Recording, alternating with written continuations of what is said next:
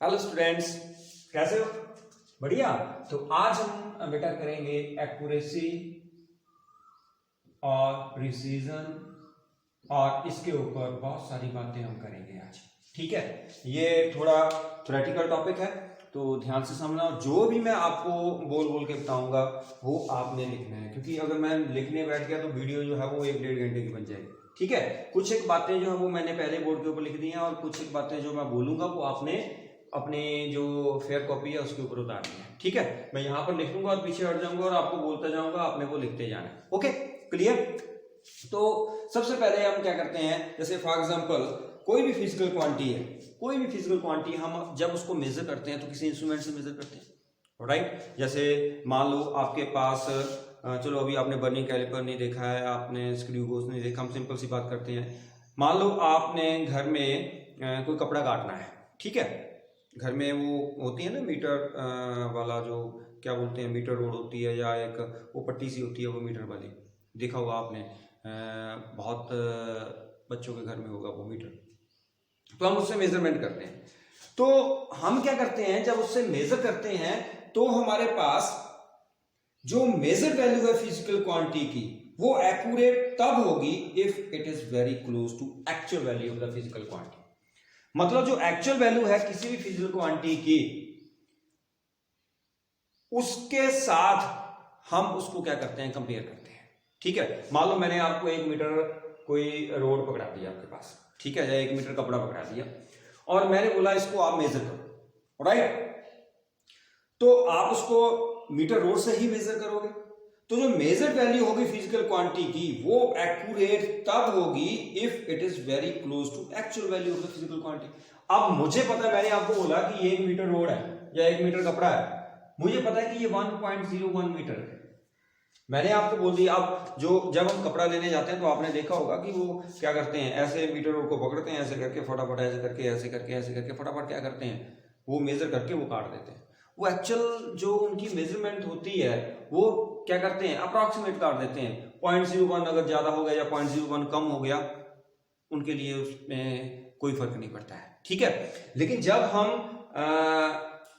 Scientist बनेंगे तो वहां पर 0.0001 का भी अगर डिफरेंस कहीं आ जाए, उससे भी ज्यादा है, 0.000001 डिफरेंस आ जाए, तो वो भी हमारे लिए क्या होता है, काउंट होता है। तो आप फिजिस्ट हो सारे के सारे, तो आपको एक्यूरेसी और प्रिसीजन के बारे में पता होना चाहिए। तो मैं क्या बोल रहा हूं कि मैंने आपको मान लो 1 मीटर कपड़ा दे दिया और मैंने आपको बोला, मुझे पता है उसकी लेंथ कितनी है, मैंने उसको एक्यूरेट मतलब मुझे पता है कि उसकी एक्चुअल लेंथ कितनी है, मैंने आपको बोल दिया कि इसको मेजर करो। ठीक है, तो जब मैंने आपको बोल दिया कि उसको मेजर करो, तो जो हम कैसे बोलें कि वो एक्यूरेट है, मेजर्ड वैल्यू जो होती है फिजिकल क्वांटिटी की, that is said to be accurate if it is very close to actual value of the physical quantity. ये है एक्चुअल वैल्यू, राइट? आपने हमने कितनी मेजर की, आपने 0.9 कर दी, मान लो दिस इज मेजर्ड वैल्यू। ये क्या है, मेजर्ड वैल्यू। अगर ये मेजर्ड वैल्यू एक्चुअल वैल्यू के क्या है, क्लोज है, वेरी क्लोज, तो हम इस रीडिंग को एक्यूरेट बोलेंगे। जिसने मुझे बोल दिया कि मेरे पास सर आ रही है 1.00, ठीक है, क्लियर है? तो वो मुझे क्या बोल रहा है कि मेरे पास 1 आ रही है, बोला 0.9 आ रही है, तो मैं किसको एक्यूरेट बोलूंगा? क्योंकि जो ये भी मेजर्ड वैल्यू है, ये भी मेजर्ड वैल्यू है। एक ने मेजर्ड वैल्यू एक की कितनी थी 0.9, एक की कितनी थी 1.00, तो इसके क्लोज कौन सी है, 1 वाली है, राइट? तो हमने एक्यूरेट वही लेनी है जो एक्चुअल वैल्यू के क्या हो, क्लोज हो। क्लियर है? तो इन दोनों में से एक्यूरेट कौन सी हुई, 1.00, क्योंकि ये जो मेजर्ड वैल्यू है that is close to actual value. आप समझ आई कि एक्यूरेसी क्या होती है? एक्यूरेसी का मतलब क्या होता है कि जब हम किसी भी चीज को मेजर करते हैं, अगर उसकी जो हमारे पास मेजर्ड वैल्यू है वो एक्चुअल वैल्यू के क्लोज आती है, वेरी क्लोज, बिल्कुल क्लोज, बिल्कुल क्लोज का मतलब बहुत ज्यादा क्लोज आती है, तो हम उसको क्या बोलते हैं, क्या बोलते हैं बेटा उसको हम बोलते हैं एक्यूरेट रीडिंग। क्या बोलते हैं बेटा उसको, एक्यूरेट रीडिंग। अब क्वेश्चन आ गया प्रिसीजन का। अब अगर हम एक्यूरेसी की बात करें तो एक्यूरेसी क्या होती है? The closeness of the measured value to the true value of the physical quantity. Actual value मतलब ट्रू वैल्यू, राइट? तो जितनी ज्यादा क्लोजनेस होगी, जिस रीडिंग की जितनी ज्यादा क्लोजनेस होगी, वो उतनी रीडिंग क्या होगी हमारे लिए? एक्यूरेट होगी। समझ आ गई? क्लियर है? तो ये तो आपको भी पता है कि एक्यूरेट का मतलब क्या होता है। एक्यूरेसी का मतलब क्या होता है? जो हमारे पास जो एक्चुअल वैल्यू होती है या जो ट्रू वैल्यू होती है, उसके क्लोज अगर आपकी रीडिंग आ जाए तो वो हमारे लिए एक्यूरेट रीडिंग होती है। अब आ गया प्रिसीजन। प्रिसीजन का मतलब क्या होता है? आपने किसी भी फिजिकल क्वांटिटी को सेवरल टाइम मेजर किया इन सक्सेशन, मतलब लगातार मेजर किया उसको, तो जो क्लोजनेस होगी मेजर वैल्यू की, दैट इज कॉल्ड प्रिसीजन। समझ आ गई? आपने प्रिसीजन में क्या किया? आपने उसको इन सक्सेशन, मतलब लगातार उसको मेजर करते गए, एक बार, दो बार, तीन बार, इन सक्सेशन आप उसको क्या करते गए? मेजर करते गए। तो हमारे पास जो क्लोजनेस है मेजर वैल्यू की, उसको हम प्रिसीजन बोलते हैं। नहीं समझ आया आपको? मुझे भी नहीं समझ आया। चलो डेफिनेशन सुनो प्रिसीजन की। प्रिसीजन मीन्स द एक्सटेंट और limit to which the measurement of a physical quantity is done। क्या मतलब हुआ इसका? extent or limit to which the measurement of a physical quantity is done। ये डेफिनेशन मैंने दी, नहीं आई समझ? चलो, मुझे पता है क्योंकि मुझे भी नहीं समझ आई, आपको कैसे समझ आएगी? हाँ, मुझे ये समझ आ गया एक्यूरेसी का। एक्यूरेसी का पता चल गया ना आपको? ओके। अब मैं प्रिसीजन आपको समझाने की कोशिश कर रहा हूं, राइट? समझाने की मतलब आपको नहीं, अपने आप को समझाने की कोशिश कर रहा हूं कि प्रिसीजन होता क्या है। एक एग्जांपल लेके समझते हैं। वैसे तो आपको पता चल गया ना प्रिसीजन में हम क्या करते हैं? हम उस क्वांटिटी को क्या करते हैं? बार बार बार बार मेजर करते हैं। तो जब क्लोज वैल्यू आती है, कौन सी? ट्रू वैल्यू की जो क्लोज आती है, उसको हम प्रिसीजन बोलते थे। लेकिन अब ध्यान से समझना मैं क्या बोल रहा हूं। मेरे पास मान लो कोई एक पर्टिकुलर लेंथ है, उसकी लेंथ 3.678 मीटर, ठीक है? मीटर मान लो या सेंटीमीटर मान लो, ठीक है? क्लियर? मतलब ये ट्रू वैल्यू है particular length, this is true value. मतलब जो मैंने आपको बोला कि मान लो मेरे पास 1 मीटर रॉड है या कुछ भी है, उसकी लेंथ जो है 3.678 मीटर है। Got it? मतलब that is the true value. ना तो इससे कम हो सकती, ना इससे ज्यादा हो सकती है। ये मतलब हमारे पास जो उसकी एक्चुअल वैल्यू है, जिसको हम ट्रू वैल्यू बोलते हैं, वो है हमारे पास। डन। अब मैंने एक को बोला, एक बच्चे को बोला कि आप इसकी लेंथ मेजर करो, ठीक है? तो सारा कुछ उसके पास था, सारे इंस्ट्रूमेंट उसके पास थे। तो उसने लेंथ को मेजर किया एक ऐसे इंस्ट्रूमेंट के साथ जिसका रेजोल्यूशन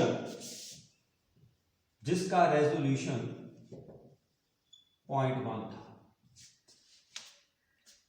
समझे? कोई मीटर में करेगा, कोई सेंटीमीटर में करेगा, कोई मिलीमीटर में करेगा, कोई नैनोमीटर में करेगा, कोई डेकामीटर में करेगा, कोई पिकोमीटर में करेगा। मतलब जिसने फर्स्ट टाइम उसको मेजर किया, जिस इंस्ट्रूमेंट से उसने मेजर किया, उसका रेजोल्यूशन कितना था? 0.1। रेजोल्यूशन समझते हो ना, राइट? हाँ, आपके पास कैमरा, बोलते हो कि इसका रेजोल्यूशन इतना है, इसका रेजोल्यूशन इतना है, इसका रेजोल्यूशन इतना है।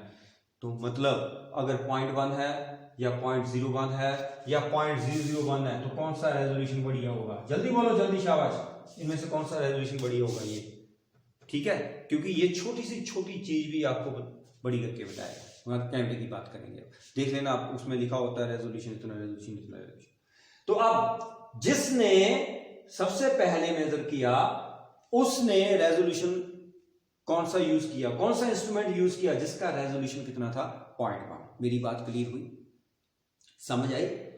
अब उसने जब उसको मेजर किया तो उसने बोला कि ये 3.5 मीटर है। ओके, क्या बोला उसने? 3.5 मीटर। ये पता चला? नहीं, मीटर का चल छोटा कर लेते हैं, लो सेंटीमीटर। अब खुश? मीटर मीटर सेंटीमीटर सेंटीमीटर, आवाज आ रही है 3.67 मीटर है।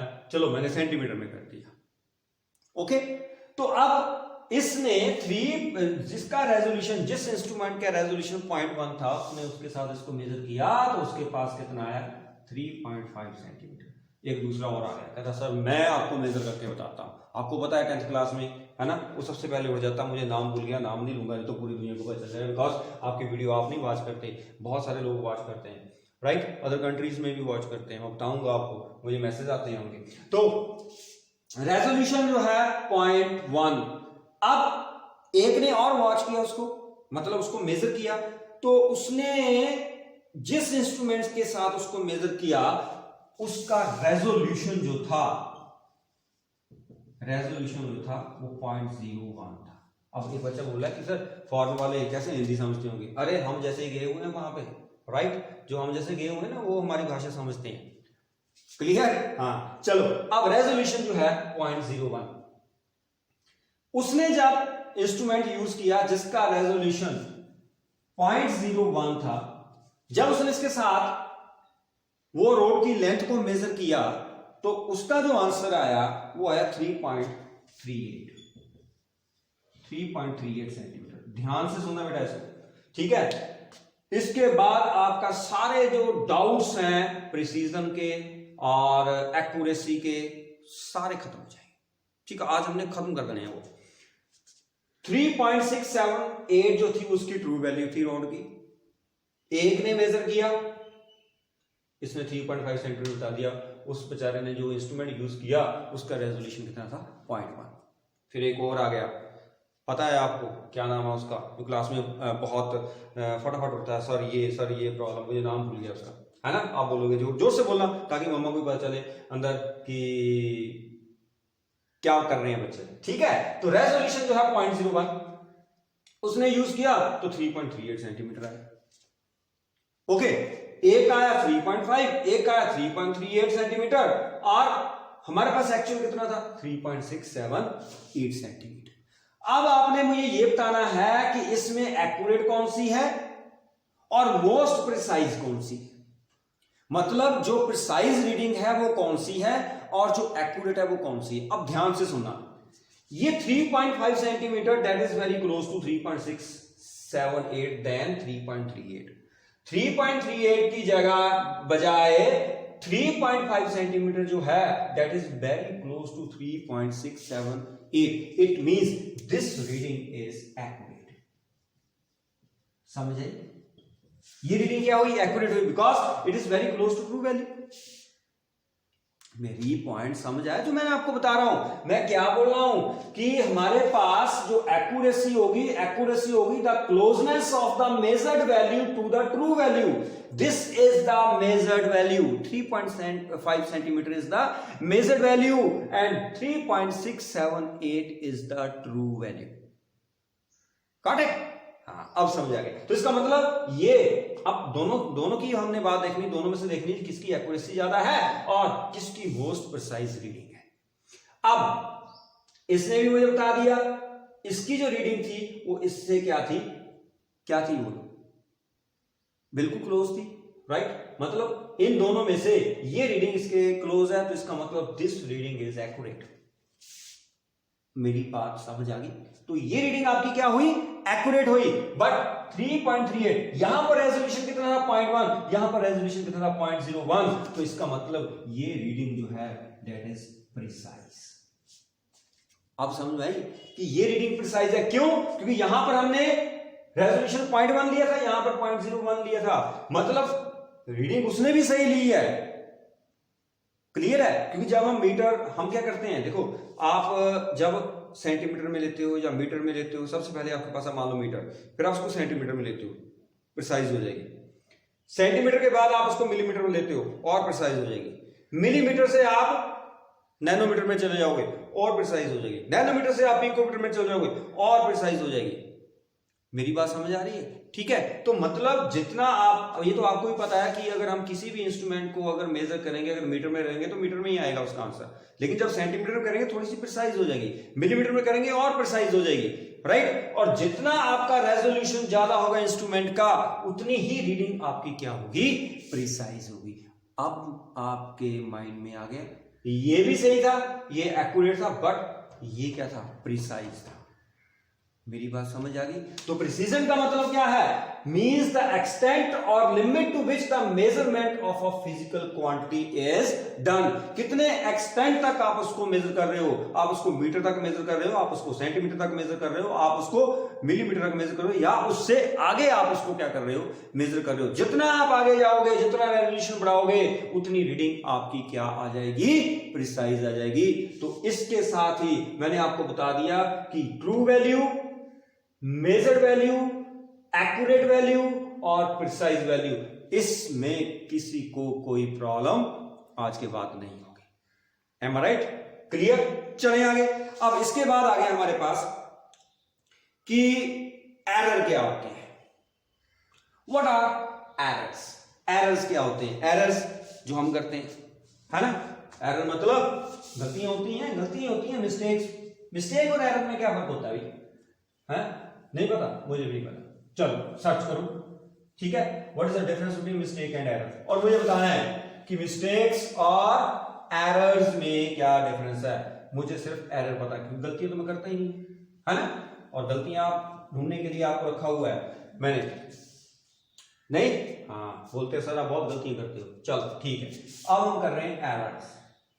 एरर की डेफिनेशन मैं नहीं लिखूंगा क्योंकि वीडियो बहुत बड़ी बन जाएगी। एरर का मतलब क्या होता है? जो साइंटिफिक इन्वेस्टिगेशंस होती हैं, that depends mainly on the experiments, ठीक है। अब जो मेजरमेंट होती है बेसिक, उसमें वेरियस फिजिकल क्वांटिटीज की, उसमें हम इन्वॉल्व करते हैं कि जब हम कोई भी एक्सपेरिमेंट करते हैं तो उसमें बहुत सारी मेजरमेंट्स होती हैं, राइट। जैसे मान लो आप केमिस्ट्री में करते हो तो आपने मेजर करना है कि इतना होना चाहिए, इतना होना चाहिए, इतने ml होना चाहिए, तो आप सोल्यूशन इतना बनेगा, इतना बनेगा। किसी वजह से आपको पढ़ाते होंगे। तो इसका मतलब क्या है कि जो फिजिकल क्वांटिटीज हैं, the measurement of physical quantities, they are never correct, कभी भी करेक्ट नहीं होती हैं, ठीक है। There are always some degree of uncertainty in the measurement. मतलब अनसर्टेनिटी होती है कोई भी। मैंने आपको बोला कि अगर मैं बोलूं ना कि मेरे पास 1 किलो चावल है, मैं आपको बिल्कुल एग्जैक्ट, ना 1 किलो से ऊपर ना 1 किलो से नीचे, वो एग्जैक्ट दूंगा, हो ही नहीं सकता। उसमें भी एरर आएगा ही आएगा। आप जितनी मर्जी आप वहां पर रेजोल्यूशन लगा दो तो कहीं ना कहीं एरर आएगा ही आएगा, ठीक है। क्लियर? तो इसका मतलब क्या है कि हमारे पास जो डिग्री ऑफ अनसर्टेनिटी है in any measurement of a physical quantity, उसको जो मेजर करना है उसको हम क्या बोलते हैं? एरर। तो एरर क्या है? एरर क्या है? That is the measure of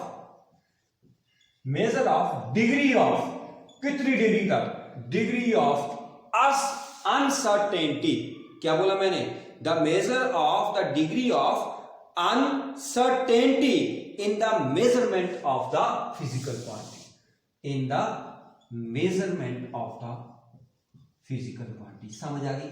measurement of the physical quantity, ये बात क्लियर हुई? इसको हम क्या बोलते हैं? एरर, ठीक है। कोई भी आप, हर चीज में एरर होता है, हर चीज में एरर होता है। जितना मर्जी आप एक्यूरेसी लगा लो, लेकिन एरर होता ही होता है। जैसे मैंने बोला 3.678, उसने 3.5 सेंटीमीटर, मैंने उसको एक्यूरेट बोल दिया। क्यों? क्योंकि वो उसके क्लोज था। 3.38 आया, 3.38 को मैंने एक्यूरेट नहीं बोला, मैंने उसको प्रिसाइज बोला है।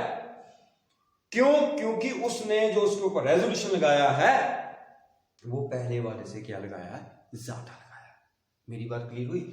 Measure of degree of uncertainty in the measurement of the physical quantity, ठीक है। क्लियर है? ये दिखाई दे रहा है आपको? हाँ, ये ओके, क्लियर। अब आई थिंक इसमें कोई डाउट नहीं है। चलें फिर आगे। उसके बाद हमारे पास आ गया कि जो एरर है इन the measurement of the physical quantity, एक तो मैंने बता दिया कि एरर है क्या, that is the measure of the degree of uncertainty in the measurement of the physical quantity. एक तो ये डेफिनेशन हो गई, समझ आ गई। दूसरी डेफिनेशन हमारे पास क्या हुई? Difference between the true value and the measured value, जिसको हम observed value. Difference between the measurement, ये नोट कर लिया आपने? क्लियर? चलो ओके। अब दूसरी डेफिनेशन मैं बताऊंगा, difference between the measured value and the true value. True value जो होती है, true value minus measured value. Measured value को हम क्या बोलते हैं, ऑब्जर्व्ड वैल्यू भी बोलते हैं, ऑब्जर्व्ड वैल्यू। ओके, इसको हम क्या बोलते हैं, error. Got it? The difference between true value and the measure value of the physical quantity that is known as error. Got it? समझ आ गया? मतलब एरर ही हुआ। मैंने सपोज करो मैंने कितना बताया 3.678, आपने कितना निकाला, मेजर वैल्यू कितनी निकाली 3.5, तो इसमें जो एरर आया वो माइनस कर दो, तो वो आपके पास क्या बन जाएगा, एरर कितना आया, पॉइंट, ये कितना बना 871, इतना ही आया, देख लो, तो ये आपका क्या आ गया, एरर आ गया। मतलब ट्रू वैल्यू ये थी, मेजर वैल्यू ये थी, मेजर वैल्यू मतलब ऑब्जर्व्ड वैल्यू, तो आपके पास एरर कितना है 0.178। क्लियर है, समझ आ गई? अब अगर हम 3.56 बोलते हैं, अब देखो, अब मैंने क्या किया, ध्यान से सुनना इसको, यहां पर मैंने रेजोल्यूशन बढ़ा दिया।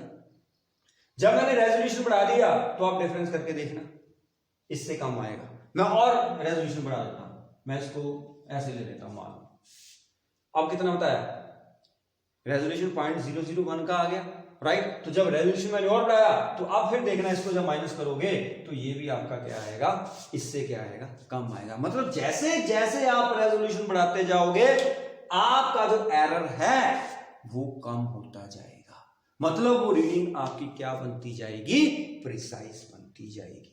Got it? समझ आई? चलिए आगे। अब उसके बाद हमारे पास टाइप्स ऑफ एरर आ गए। ठीक है, अब हमारे पास टाइप्स ऑफ एरर, ये भी हमारे जो है तो थ्योरेटिकल पोर्शन है, समझा देता हूं मैं आपको। ठीक है, तो जैसे जैसे मैं बोलूंगा आपने लिख लेना है, समझ आ गया तो इट्स ओके, है ना? हाँ, तो अब हमारे पास आ गया types of error, types of errors. ठीक है, मेनली हमारे पास दो तरह के एरर है।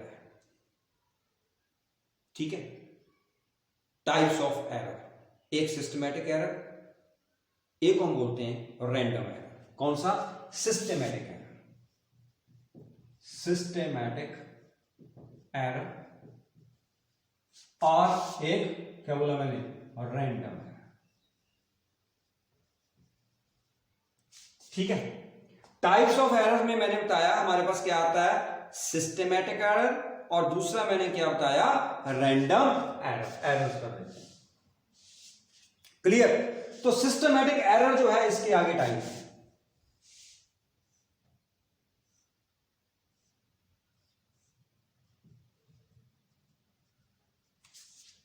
ओके, टाइप्स ऑफ एरर में बताया सिस्टमैटिक एरर्स, रैंडम एरर्स।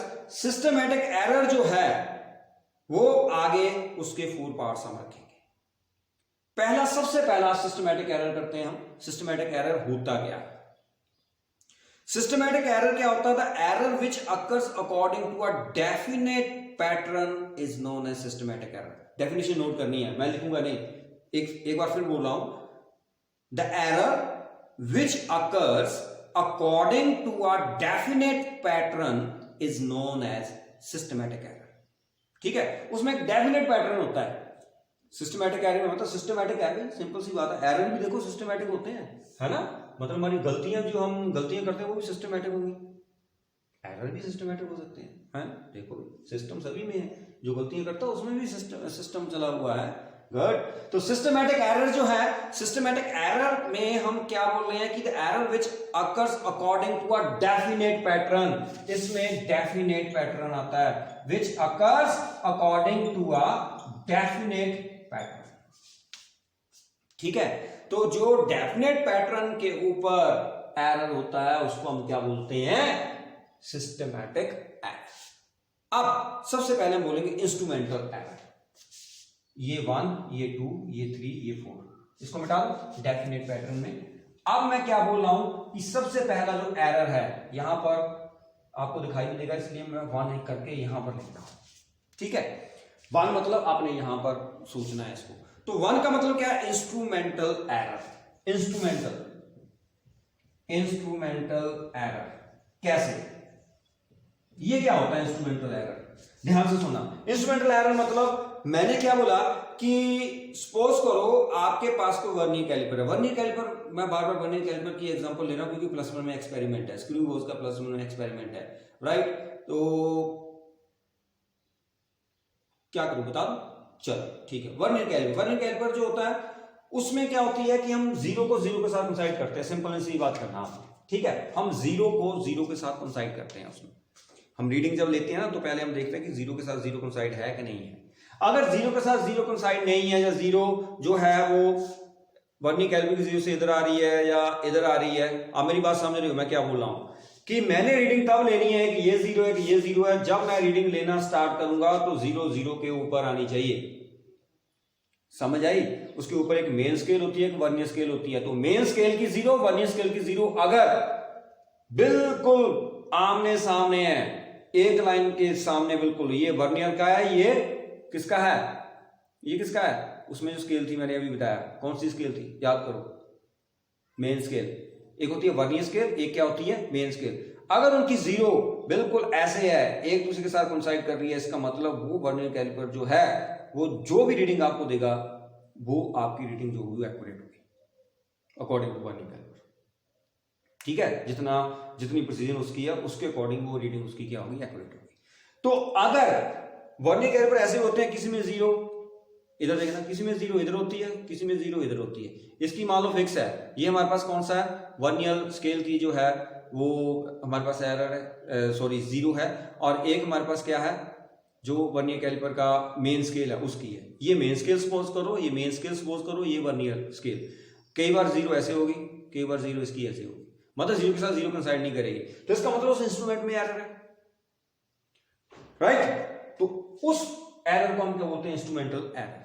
मतलब जिस इंस्ट्रूमेंट से हम मेजरमेंट कर रहे हैं उसी में ही क्या है? एरर है। मान लो सपोज करो आप बाजार से 1 किलो चीनी लेके आ रहे हो, वो पहले ही वो क्या बता रहा है, अगर आप उसके ऊपर 1 किलो चीनी रखोगे ना तो वो उसको 1 किलो 10 ग्राम बताएगा, मतलब उसमें 10 ग्राम का एरर है। ठीक है? अब जो भी उसके ऊपर चीज रखोगे वो 10 ग्राम ज्यादा बताएगा। अगर आप क्या करोगे, मान लो आपने बोला है कि उसके ऊपर 1 किलो आपने चीनी रख दी, तो वो 1 किलो नहीं बताएगा, उसको बताएगा 1 किलो 10 ग्राम। समझ आ गई?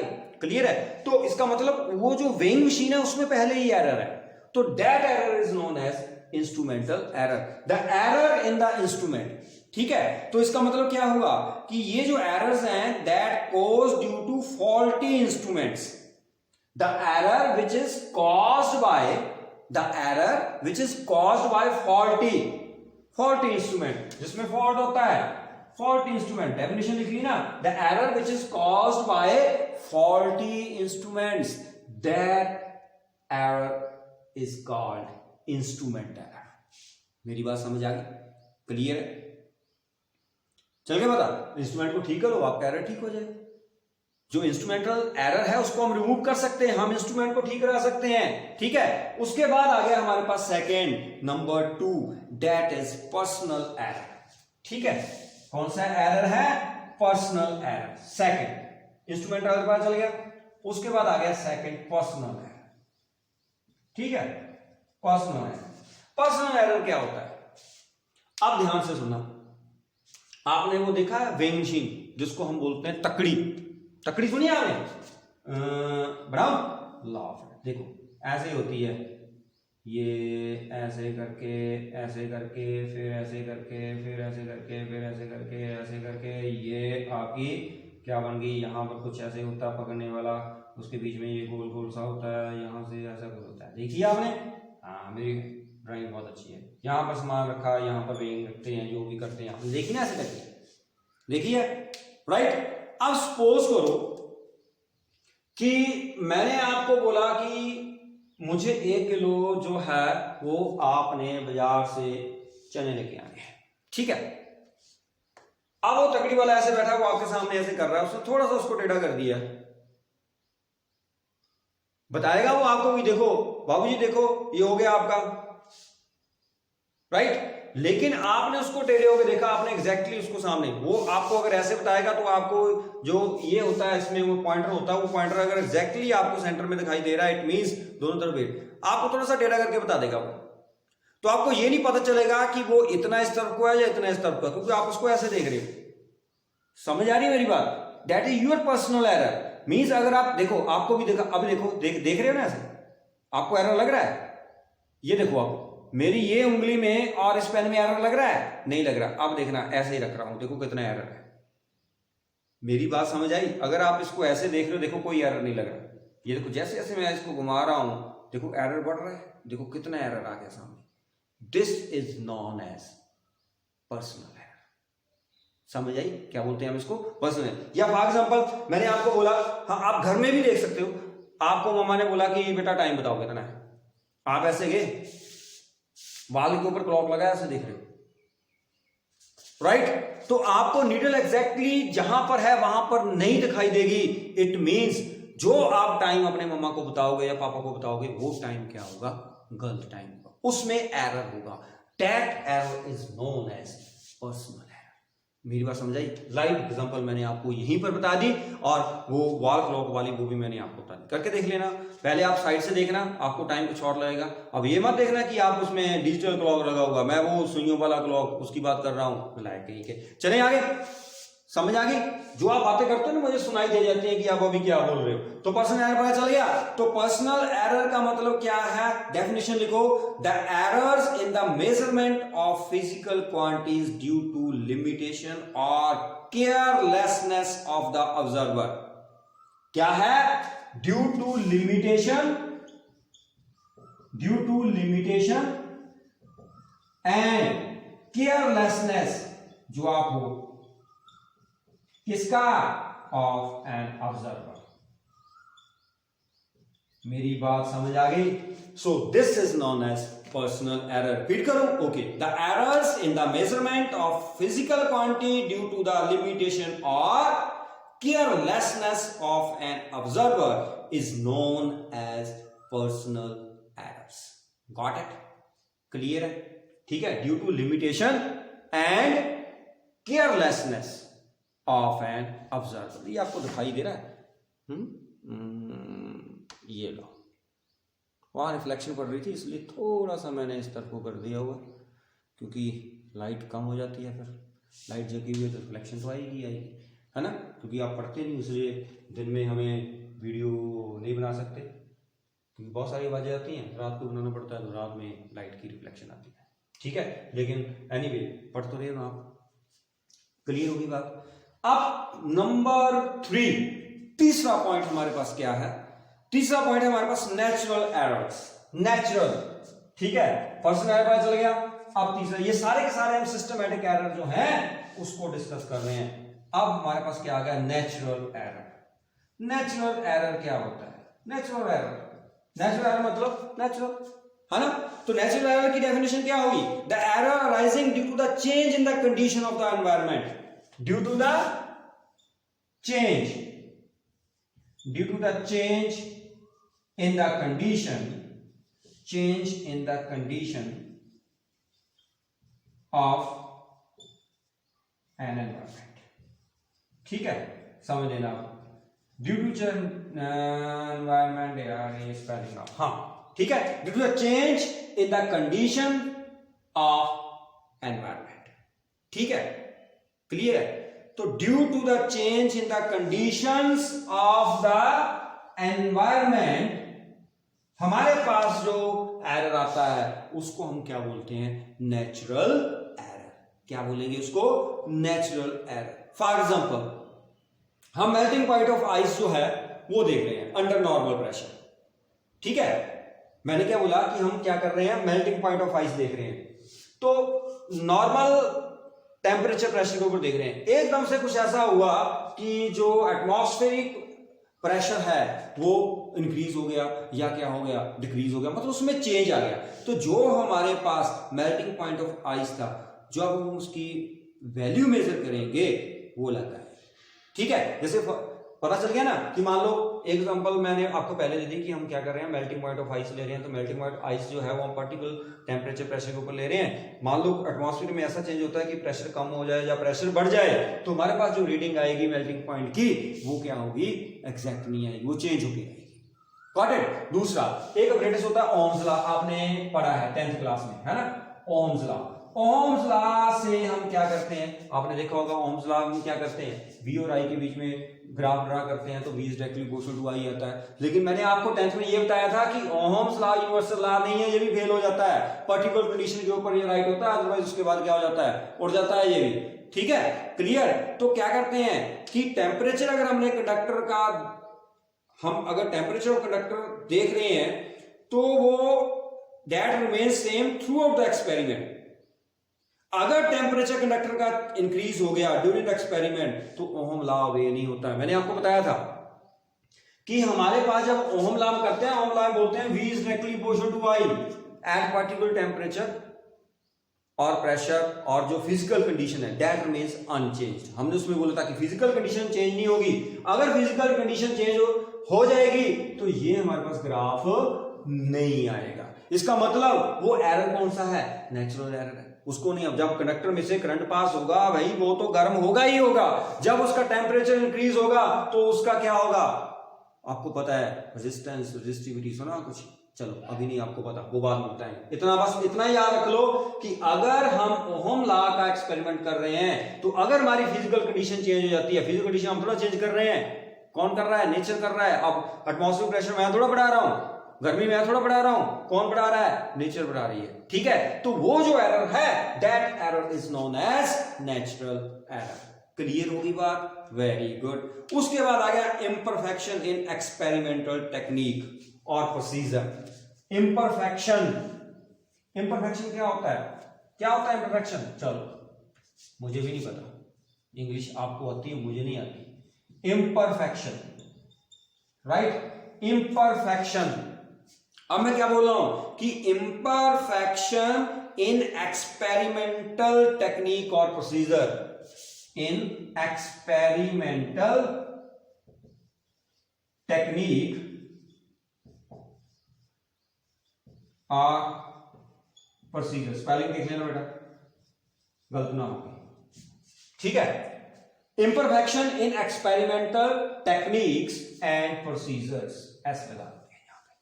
ठीक है, तो फोर्थ जो एरर है वो क्या है, इम्परफेक्शन इन एक्सपेरिमेंटल टेक्निक और प्रोसीजर। मतलब imperfection due to imperfect, imperfect मतलब वो परफेक्ट नहीं है, इम्परफेक्ट टेक्निक और procedure use for measurement of physical quantity. जैसे मान लो सपोज करो टेम्परेचर ऑफ बॉडी, आपका टेम्परेचर मैं मेजर कर रहा हूं, मुंह खोलो, डाला मुंह में, ठीक है, मैंने एग्जैक्ट डाल दिया। अब वही जो क्लास में अक्सर हमें तंग करता है वो भी उठा कहता सर मैं थर्मामीटर डाल के बताता हूं। उसने क्या किया, उसने थर्मामीटर डाला तो है लेकिन उसने जीभ के ऊपर डाल दिया। एक और उठा, वो भी उसके साथ वाला ही, उसके साथ ही बैठता है, वो उठा, उसने क्या किया, उसने थर्मामीटर उठाया, उसने जीभ के नीचे रखा लेकिन एग्जैक्ट प्लेस के ऊपर रखा, थोड़ा सा आगे दांतों की तरफ कर दिया। तो आप मुझे बताओ कि मैंने जो है थर्मामीटर सही रखा, मेरे थर्मामीटर की रीडिंग सही आएगी या उन दोनों की सही आएगी? उसमें क्या है, मतलब इम्परफेक्शन है इन एक्सपेरिमेंटल टेक्निक्स और प्रोसीजर। मैंने उसको बोला कि मुंह में थर्मामीटर डालना है लेकिन उसको मैंने ये नहीं बताया कि थर्मामीटर रखना कहां पर है। ठीक है, जीभ के नीचे रखना है, साइड में रखना है, ऊपर रखना है। उन्होंने जैसे किया, एक ने क्या कर दिया, साइड में डाल दिया, एक ने जीभ के ऊपर रख दिया और एक ने थोड़ा सा आगे रख दिया, तो उसको बोलते हैं इम्परफेक्शन। मतलब जो आपकी एक्सपेरिमेंटल टेक्निक्स हैं और प्रोसीजर हैं वो इम्परफेक्ट हैं, वो परफेक्ट नहीं है। ठीक है, क्योंकि जो बल्ब होता है थर्मामीटर का, अगर वो प्रॉपर कांटेक्ट के ऊपर नहीं आता है तो आपका जो टेम्परेचर है वो सही नहीं आएगा। समझ आ गई? जैसे मान लो सपोज करो कि आप पानी का ही टेम्परेचर मेजर कर रहे हो, थर्मामीटर में बल्ब होता है यहाँ पे, आपने देखा ना, जिसको बल्ब बोलते हैं। आपने वो पानी के ऊपर रख दिया, एक ने बिल्कुल उसको डुबो दिया पानी के अंदर, तो किसका टेम्परेचर जो बढ़िया आएगा? ठीक है, तो हम क्या बोलते हैं कि हमारी जो टेक्निक है अगर वो इम्परफेक्ट है, मतलब जो हम प्रोसीजर अपना रहे हैं वो इम्परफेक्ट है, तो भी हमारे पास एरर आएगा।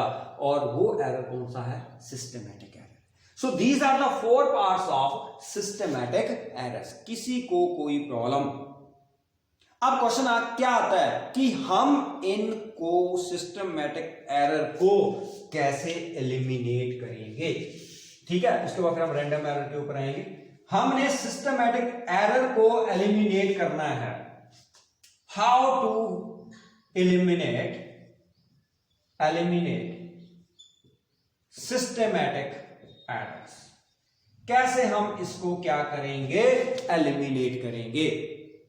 पहला number 1 point, by using perfect instrument.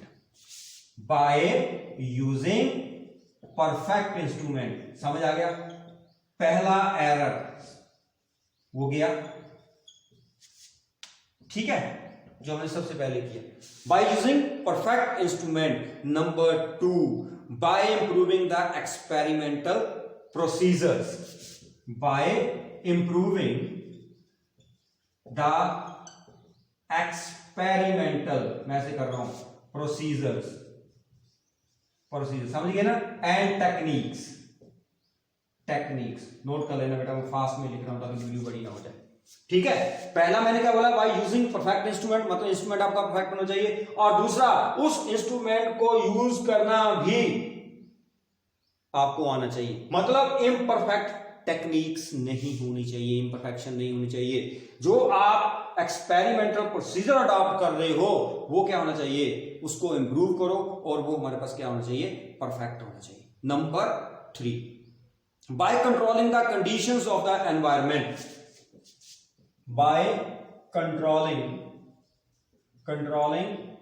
समझ आ गई ना? ये कंट्रोलिंग द कंडीशंस भी मैं ऐसे लिख रहा हूं, ऑफ द एनवायरमेंट। समझ आ रही है? जो मैं बोल रहा हूं वही लिख रहा हूं, लेकिन मैं इन शॉर्ट डॉक्टरों की तरह लिख रहा हूं। फटाफट आपने इसको समझ लेना है ताकि हमारी वीडियो बड़ी ना हो जाए। बस आपको समझ आना चाहिए कि पहले क्या, by using perfect instruments, by improving the experimental procedure और टेक्निक्स, और तीसरा मैंने क्या बताया? By controlling the conditions of the environment. Environment की कंडीशंस को भी आपने क्या करना है? कंट्रोल करना है। ठीक है, क्लियर है? 4th, bye overcoming personal error. टेढ़े मेढ़े होके नहीं देखना है। घर वालों ने जो काम किया है, काम दिया, उसको सही ढंग से करना है, मेजरमेंट सही ढंग से करनी है, टेढ़े मेढ़े होके नहीं देखना है। ये बात समझ आ गई जो मैंने अभी आपको बताई थी? ठीक है, क्लियर? तो जब भी आपको टाइम देखना है तो टाइम बिल्कुल क्लॉक के सामने देखना है। थोड़ा सा भी इधर हो गया आपको टाइम जो आपको गलत दिखाई देगा, राइट? तो इसलिए बाय ओवरकमिंग पर्सनल एरर को भी आपने ठीक करना है। तो by using these 4 techniques you can eliminate systematic errors. 100% तो नहीं एलिमिनेट कर सकते, लेकिन कुछ हद तक आप उस एरर्स को क्या कर सकते हो? एलिमिनेट कर सकते हो। ठीक है, उसके बाद आ गया हमारे पास last, that is random error. जो रैंडम एरर होता है उसको हम चांस एरर भी बोलते हैं। By chance error.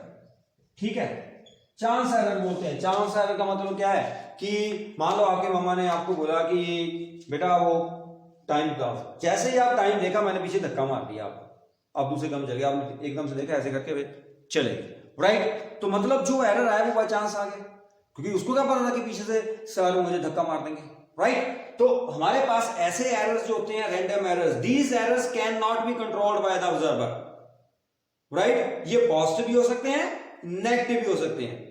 ये हम ऑब्जर्वर इसको कंट्रोल नहीं कर सकता है, राइट? जैसे फॉर एग्जांपल हम सिंपल पेंडुलम जो है उसका टाइम पीरियड फाइंड कर रहे हैं। पेंडुलम का टाइम पीरियड फाइंड करने के लिए ध्यान से सुना, ये जो फिजिक्स के लैंग्वेज में आपको मैं बता रहा हूं, पहले मैंने आपको सिंपल बता दिया कि रैंडम एरर क्या होते हैं। ठीक है,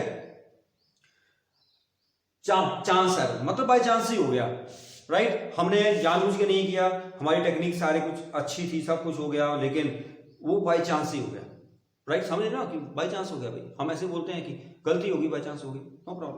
तो हम क्या कर रहे हैं, मान लो पेंडुलम है, मैं आपको बोल रहा हूं कि पेंडुलम का हम टाइम पीरियड मेजर करते हैं, हम प्लस में प्रैक्टिकल करेंगे इसको।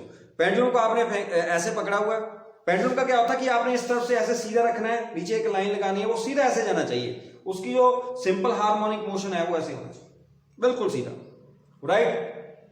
क्लियर है? मान लो जब प्रैक्टिकल कर रहे थे उधर से क्या हुआ, उसमें कुछ जो मूवमेंट है वो ऐसे होनी शुरू हो गई बाय चांस, या किसी ने कुछ हाथ लगा दिया, उधर से हवा आ गई कहीं से, या किसी ने दरवाजा खोल दिया, वो एकदम से जो उसका मतलब बाय चांस ही हो गया। अदरवाइज हमने सारा कुछ, सारा टेम्परेचर, प्रेशर दर सब कुछ हमने किया, किसी ने बाय चांस ही हम एक्सपेरिमेंट कर रहे, किसी ने दरवाजा खोल दिया, राइट, दरवाजा खोल दिया तो प्रेशर बढ़ गया। तो ये जो पेंडुलम था ये ऐसे ऐसे चलने की बजाय वो थोड़ा सा टेढ़ा इस तरफ को चलना शुरू हो गया, हमारी रीडिंग क्या आ गई, गलत आ गई। तो ऐसे एरर्स को हम क्या बोलते हैं, रैंडम एरर्स। और रैंडम एरर को एलिमिनेट करने के लिए हम क्या कर सकते हैं, ठीक है, जब हम ये एरर हैं अगर हम इनको हमने एलिमिनेट करना है तो हम सिंपल सी वैल्यू है कि आपने लार्ज नंबर ऑफ ऑब्जर्वेशंस लेनी है, फिर उनका मीन निकालना है।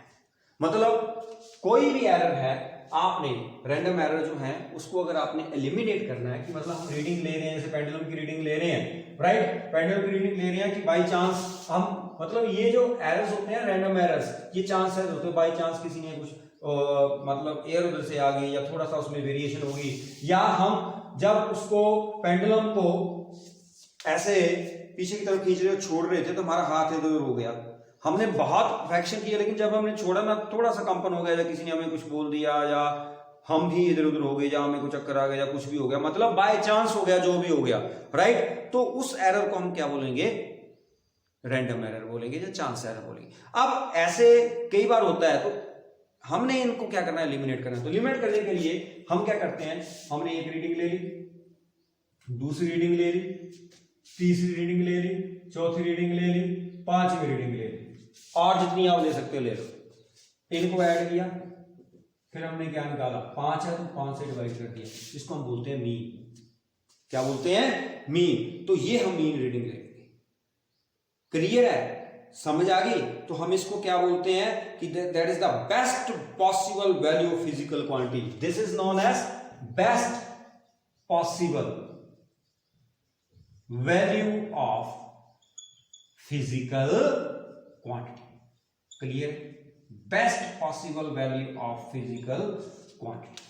क्लियर होगी बात, राइट। इसको हम ऐसे भी लिख सकते हैं, ऐसे करके, summation I is equal to 1 to n xi divided by कितना होगा, जितनी नंबर ऑफ टर्म्स हमारे पास है, ठीक है कि नहीं। क्लियर है, हमने क्या बोला, y is equal 1 upon n divided by n। इसको हम ऐसे भी लिखते हैं, इसको समेशन बोलते हैं। क्या बोलते हैं, समेशन। ये आगे आएगा, कोई बात नहीं। अगर मान सिर्फ एक्सप्रेशन मैंने बताया कि क्या है, summation i is equal 1 to n, मतलब i जो है वो कितना हो रहा है, a 1 से लेके n तक जा रहा है। चलो समझा ही देता हूं, इसका मतलब क्या है, समेशन, ध्यान से सुनना, summation i is equal 1 to n xi, मतलब i आपका वेरी कर रहा है। पहले i को 1 पुट करो, x1, फिर प्लस करके फिर i को 2 पुट करो, x2, फिर i को 3 पुट करो, कहां तक, i कहां तक पहुंचेगा, n तक, ठीक है। डिवाइडेड बाय कितनी टर्म्स है, n, इसको बोलते हैं समेशन। समझ आई। अब यहां पर क्या है, i इज इक्वल 1 to 5, तो मैं यहां पर लिखूंगा i इज इक्वल 1 to 5, तो इसका मतलब ये कहां तक रुक जाएगा, 5 तक रुक जाएगा, नीचे कितना आ जाएगा, 5। सिंपल, समझ आ गई। Summation i is equal to 1 to 5 xi का मतलब क्या है कि यहां पर आप 1 पुट करो, प्लस फिर 2 पुट कर दो, फिर x2 आ गया, फिर 3, ऐसे करके। अगर मैं n लिखता हूं यहां पे, तो इसका मतलब ये टर्म्स कहां तक जाएंगी, n तक जाएंगी, नीचे n से हम क्या कर देंगे, डिवाइड कर देंगे, तो ये 1 upon n ऐसे बन जाएगा। समेशन का बात यहां तक खत्म हो जाती है, समेशन ये है। इसका मतलब क्या है, समेशन। अगर आपने मीन निकालना है तो मीन के लिए आप क्या करोगे, 1 upon n, या तो इसके डिवाइड वाला n कर दो, ऐसे कर दो, या 1 upon n लिख दो। Summation i is equal to 1 to n, यहां पर क्या लिखेंगे, xi, x क्या है, टर्म जो हम मेजर कर रहे हैं। ये बात समझ आ गई। मतलब हम क्या कर रहे हैं, समेशन का मतलब ये है, this is the meaning of summation, कि i जो है वो वेरी कर रहा है। पहले एक टर्म ले ली, फिर प्लस दूसरी टर्म, फिर प्लस तीसरी, ऐसे सो ऑन। अगर 5 टर्म है तो i इज इक्वल 1 to 5 होगा, तो ये x1 x2 x3 x4 x5 तक प्लस करके आ जाएगा, ठीक है। आपने इसका मीन निकालना है, तो जितनी टर्म्स हैं, चाहे n टर्म्स हैं, चाहे 2 हैं, चाहे 3 है, चाहे 4 है, चाहे 5 है, चाहे 10 है, 20 है, लाख है, 2 लाख, 3 लाख, करोड़, आगे मुझे नहीं आता, n टर्म्स है, तो डिवाइडेड बाय n कर दो। मैं यहां पर डिवाइडेड बाय n की बजाय मैंने 1 upon n लिख दिया। तो इसको हम क्या बोलते हैं, अगर आपको ऐसे लग रहा है तो ऐसे भी लिख सकते हैं, राइट। ये बढ़िया अच्छा लगता है है ना? हाँ, तो इसको हम क्या बोलते हैं? Mean value.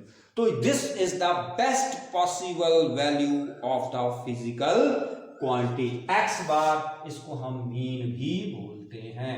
क्लियर है? मेरे अकॉर्डिंग आपको ये बातें समझ आ गई है, ठीक है? तो कल को हम करेंगे नेक्स्ट में हाउ टू एक्सप्रेस एरर्स, फिर उसके ऊपर कॉम्बिनेशन ऑफ एरर्स आएगा, फिर न्यूमेरिकल्स होंगे, मतलब एरर के ऊपर 3-4 वीडियोस आपकी बन जाएंगी।